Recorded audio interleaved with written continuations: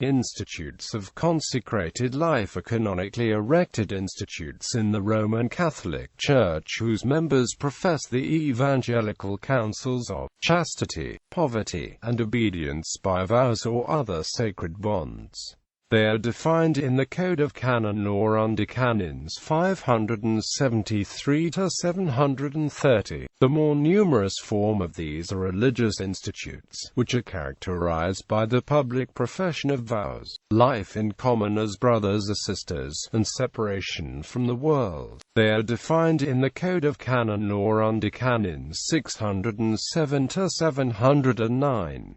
The other form is that of secular institutes, in which the members live in the world, and work for the sanctification of the world from within. Institutes of consecrated life need the written approval of a bishop to operate within his diocese, and a diocesan bishop can erect an institute of consecrated life in his own territory, after consulting the Apostolic See, the Congregation for Institutes of Consecrated Life and Societies of Apostolic Life has ecclesial oversight of institutes of consecrated life. Some canonical terms associated with consecrated life are frequently misused in common speech. Institutes of consecrated life are canonically erected by competent church authority to enable men or women who publicly profess the evangelical counsels by religious vows or other sacred bonds, through the charity to which these counsels lead, to be joined to the Church and its mystery in a special way, without this making them members of the Church hierarchy. Although the state of consecrated life is neither clerical nor lay, institutes of consecrated life are clerical if with recognition from the Church. They are directed by clerics and exercise sacred orders, and they are lay if recognized by the Church as not exercising sacred orders. For instance, the Order of Friars Preachers is a clerical institute of consecrated life, and the Sisters of Charity a lay institute of consecrated life. A religious institute is an institute of consecrated life whose members take public vows, lead a life in common, and are in some way separated from the world. A secular institute is an institute of consecrated life whose members living in the world, striving for the perfection of charity and seeking to help to sanctify the world, especially from within. The current Code of Canon Law has not maintained the distinction that the earlier code made between orders and congregations. A monk is a person that leads the monastic life in a monastery. Nowadays it tends to be wrongly assumed that it signifies someone living in community. From early church times there has been a lively discussion of the meaning of this term, namely whether it denotes someone living alone, away from the rest of society, or someone celibate, focused on God alone. St. Benedict understood it as meaning the latter, namely a celibate dedicated to God, as becomes clear from his consideration of a hermit to be a kind of monk. A monastery is a place where a monk lives and works, and may be home to any number of monks, one or many. Often a monastery of one is, however, called a hermitage, and the person living there, a hermit. Convent is the generic term for the community house of other religious, male or female.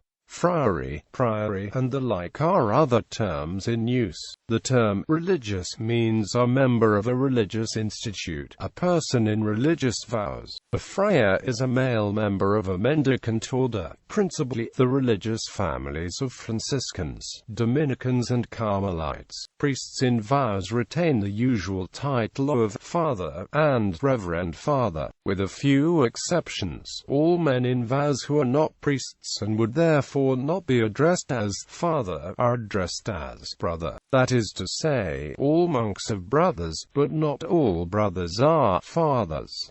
Women religious are addressed as sister. The 1917 Code of Canon Law reserved the term nun for women religious who took solemn vows or who, while being allowed in some places to take simple vows, belonged to institutes whose vows were normally solemn. It used the word sister exclusively for members of institutes for women that it classified as congregations, and for nuns and sisters. Jointly it used the Latin word religiose. The current Code of Canon Law has dropped those distinctions. Some women superiors are properly addressed as Mother or Reverend Mother. Benedictines have traditionally used the form of address dom for men and they for solemnly professed nuns.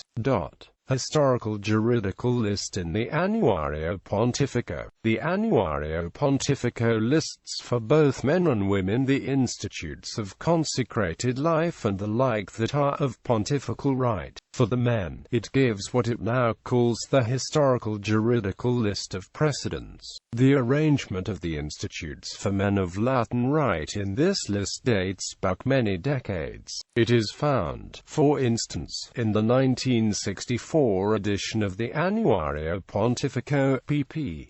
807 to 870, where the heading is States of Perfection. In the 1969 edition the heading has become Religious and Secular Institutes of Pontifical Right for Men, a format kept until 1975 inclusive. Since 1976, when work was already advanced on revising the Code of Canon Law, the list has been qualified as historical juridical and still distinguishes orders from congregations in the case of Latin Rite men, while not separating out orders and congregations in the case of the Eastern Catholic Churches and Latin Rite women. It arranges the institutes for men as follows: A. Institutes of consecrated life. A. Religious institutes. I. Orders. 1. Canons regular. 2. Monks. 3. Mendicant orders. 4. Clerks regular. 2. Clerical religious congregations. 3. Lay religious congregations. IV. Eastern orders, religious congregations and societies of apostolic life. B.